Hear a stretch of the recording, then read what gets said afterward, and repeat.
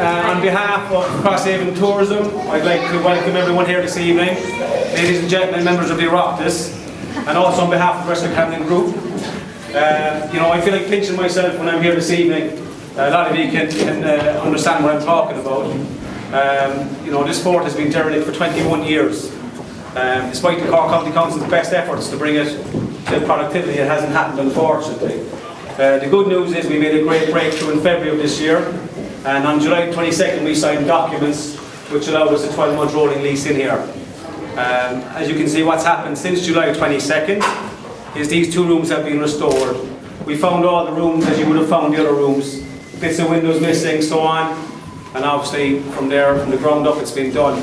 Special thanks to Vince Farr of the Rescue Camden Group. He was the taskmaster on these two-room project, as well as he was ably helped by Mr. Scully, Noel Conlon obviously, and a big group of us, Eileen Murphy, Deputy Coveney, Captain Brian Smith and Billy McMullen. We also had a great band of volunteers on board here. Anita and Tom are here today again. It's great to see you guys. The ethos here is incredible, and you can understand what we've achieved in such a short time. We also have on the site 6 FOSS workers and a project supervisor full-time. So they're gone off what you can see at the moment, and they're starting to do absolutely fantastic work. I suppose this exhibition that the girls have put together with the help of Cork County Council depicts beautifully the decay, I suppose, the overgrowth of the last 21 years. Whilst it is sad, there is a kind of a joy in it too, with all these people in the room again this evening, and the 2,000 people we had through here last weekend, that people care again, and that the County Council have been so good to give us public ownership, and we look forward to getting public ownership back out to everybody. The big thing is that Fort Camden is now open again.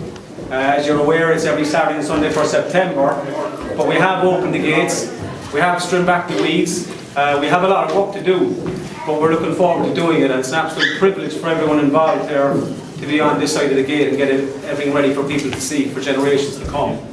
And in that regard, we need everybody's support. This is a community project, it's a Carrick Down project, it's a Cork County project, and it's also an Irish project.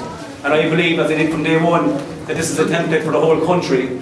In a time when news is bad, it's great to have a story like this, a good news story, So I'd like to thank everyone that has supported us so far. We've had a lot of sponsors on board. I'm not going to start mentioning names because I'm going to forget somebody, and I would hate to do that.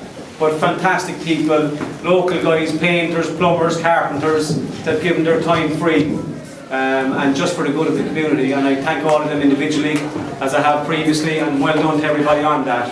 Going forward, we need more support, whether it be financial, whether it be for lobbying reasons. I would like you all to follow the story as it develops. We have a fantastic Facebook page, which some of you are well aware of, that Scully administrates for us, and the Rescue Camden website will be brought up to date very shortly. So I'd like you all to keep on board with us, and we'll keep you in the picture as soon as we get news as well.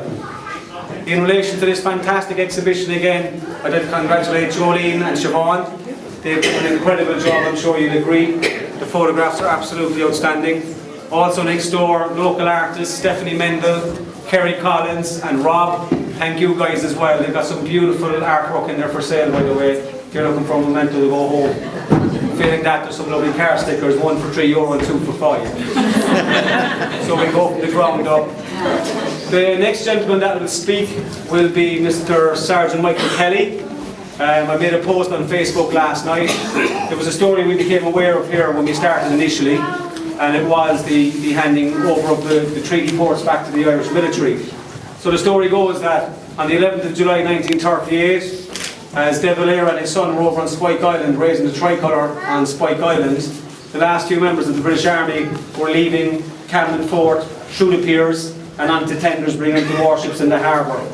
So basically the British were on the move out of here. At the same time you had trucks of Irish Army parking at Cronin's Corner and marching up in columns to take back the fort.